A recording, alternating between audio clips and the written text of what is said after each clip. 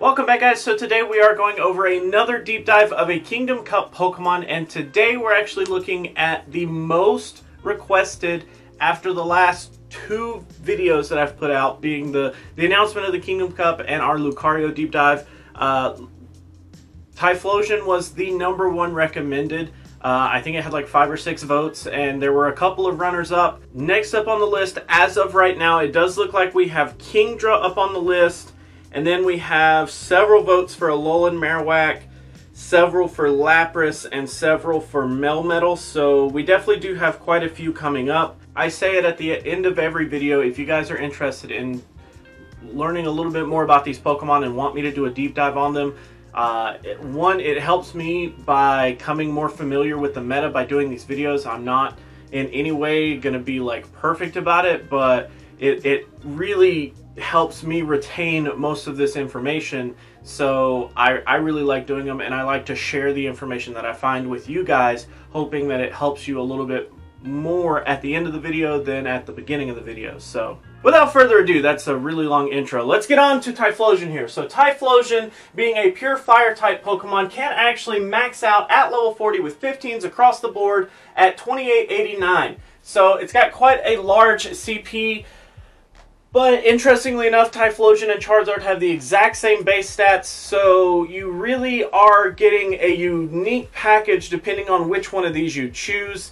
And I do actually want to do a deep dive more on the subject of Typhlosion versus Charizard. I felt like I needed to do a deep dive on Typhlosion, and I'm going to need to do one on Charizard to really grasp which one is better in certain scenarios. So you can actually achieve 1500 at level 19.5 with an attack, defense, and stamina combo of 0, 15, and 13 respectively. According to all of my spreadsheets and all the math that I've done, Typhlosion actually does rank 57th in bulk and 50th in stat products. So what that actually tells you is that Charizard and Typhlosion do have the same ranking here. 57th in bulk is not horrible. It didn't quite make it to the top.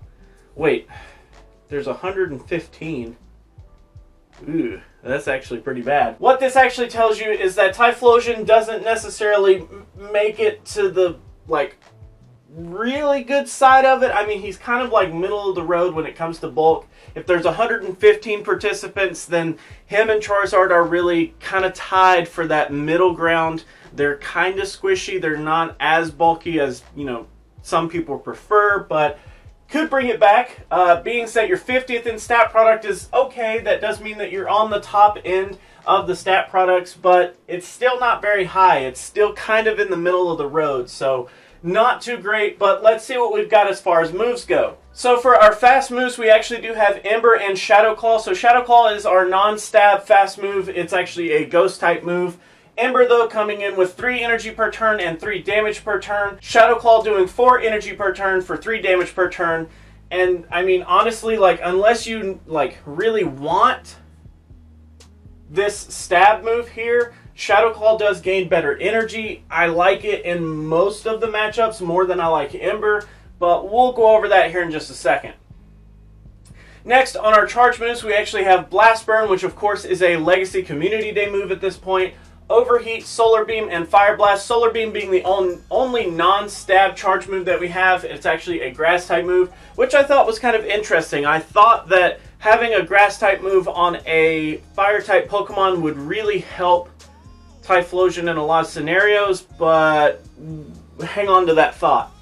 So Blast Burn, costing 50 energy, doing a 110 damage for a damage per energy ratio of 2.2. That is the highest that we've seen on any of the deep dives so far. That is an amazing damage per energy ratio, and I definitely think that Blast Burn is the move that we're talking about today more than the Pokemon. I think that Blast Burn really makes or break Typhlosion. If it didn't have Blast Burn, I don't think we would even be talking about this.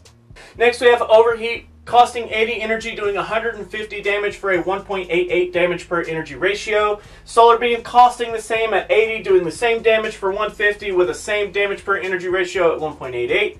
And lastly, we have Fire Blast, costing 80, doing 140 damage for 1.75 damage per energy ratio. So of course you can kind of see that overheat just is preferred. It costs the same, it does more damage, better ratio there. I don't see why Fire Blast is kind of given this crappy position here. Maybe if it costed like 75 energy and done 140, maybe that would make it a little better. Anyways, so looking at our moves here, I did some numbers, and if we have Ember, Blast Burn, and Solar Beam, we actually win 37.2% of the matchups. So that's interesting because Ember seems to be a good move considering that it's going to be stab based, and you can push a lot more damage that way. But I think what happens is that whenever you have Ember on Typhlosion, your use case is really, really narrow. And the fact that there's not too many pure ice types going to be running around in the meta, they're also going to carry the water typing with them. I think that having Ember is really what kind of makes that a bummer.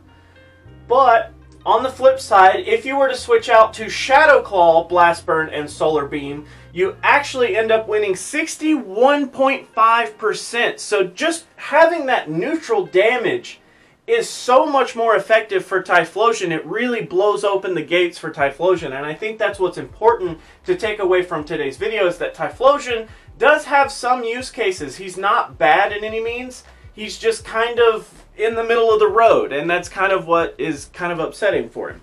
Without Solar Beam here, you end up losing 20 of your matches out of the entire Kingdom Cup Pokemon set. Whereas if you carried it, you do gain 2 matchups that you actually end up winning rather than end up losing in. So Solar Beam not really going to help you a whole lot, but it can really turn the tides in, 2 of the matchups, which I probably should have looked up what matchups those were. Now, in all of our deep dive glory, let's actually look at some positives and some negatives here. So I have 2 negatives for Typhlosion.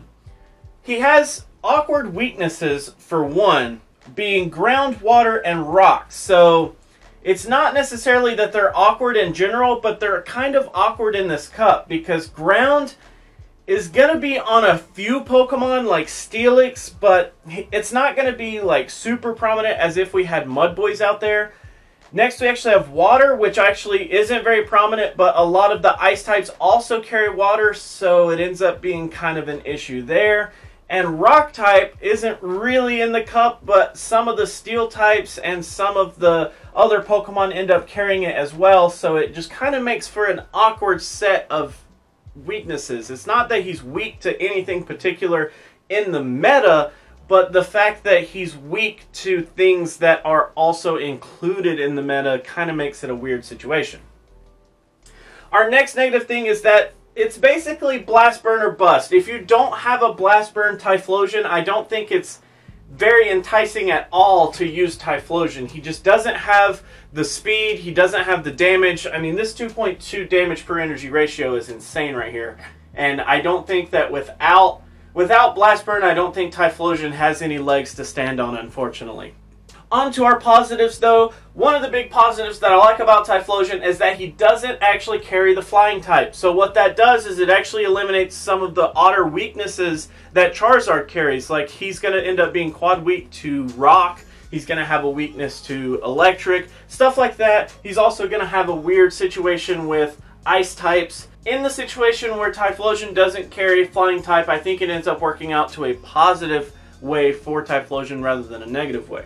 Our next positive is actually that Shadow Claw just really comes up as a really good fast move for Typhlosion here. Being that it's Ghost in this cup, he ends up having a ton of neutral damage towards a ton of the meta.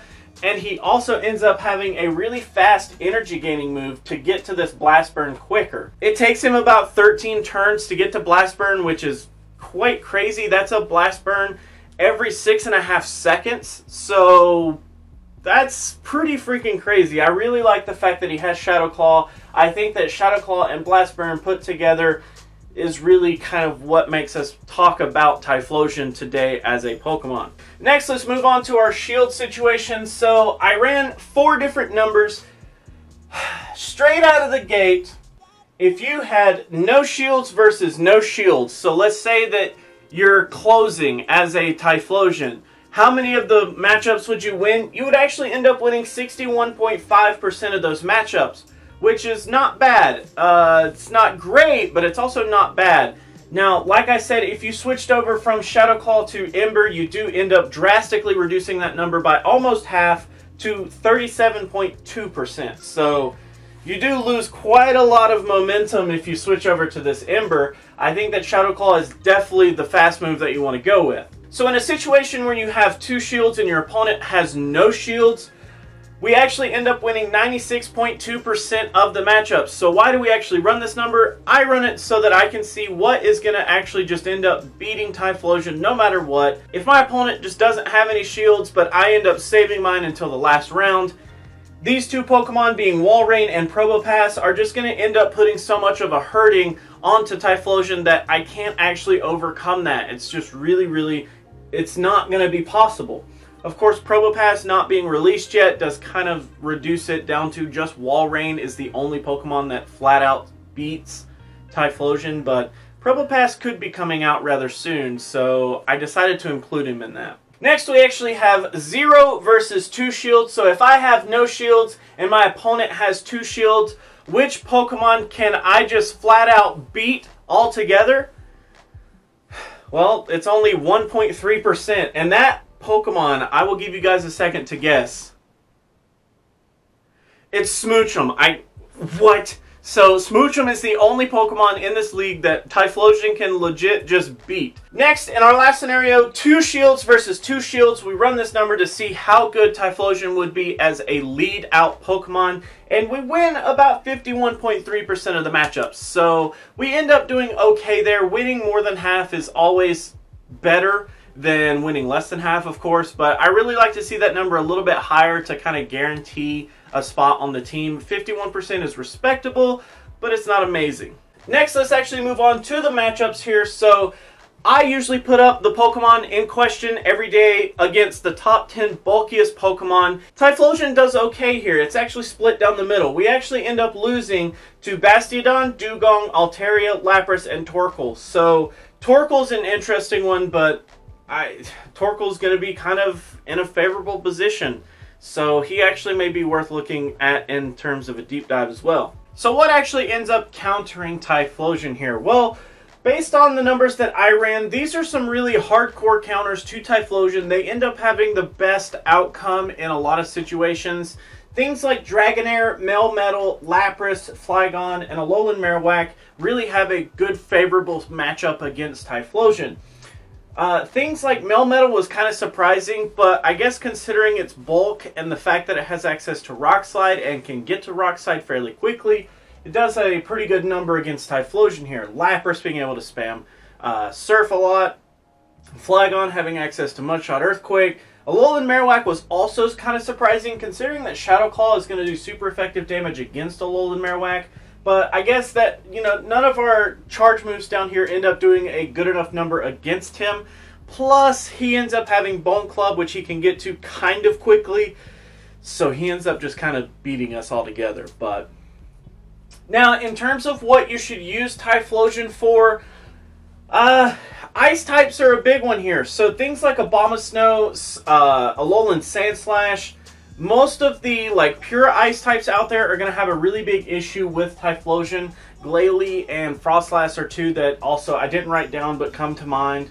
Anything that's steel type like Metagross, Agrons, any of those pure steel types are also going to have a big issue with Typhlosion considering that you do have this Blast Burn to throw at them. But there again, Melmetal was the odd one out because I figured, well, he's pure steel, so it's probably going to go to Typhlosion, but Melmetal having access to Rock Slide was pretty freaking sweet. So yeah, that's pretty much all I've got for Typhlosion.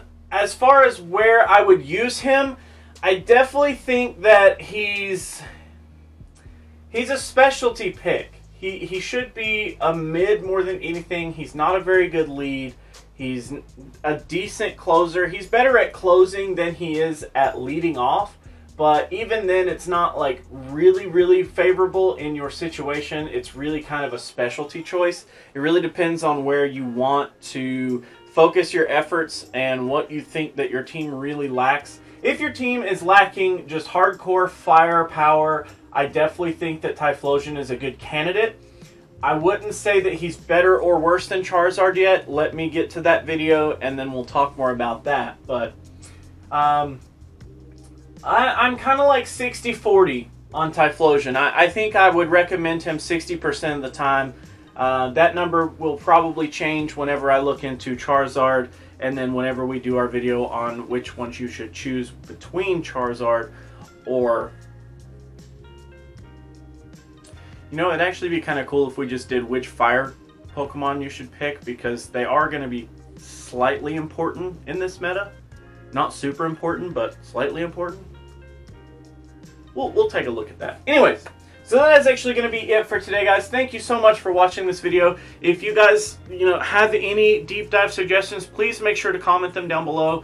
They'll go into my tally and we'll get the ones that are the most voted. So that way I can get to you guys what Pokemon you guys are going to be willing to use in your Kingdom Cup sooner rather than later, so you'll have some things to sit on and think about before you actually enter the Cup next month. So, that is actually going to be it. If you like to like videos, make sure you do that. If you don't, I don't care, you can be that guy. Otherwise, let me know what you have to say down in those comments below, and until the next video, I will catch you then.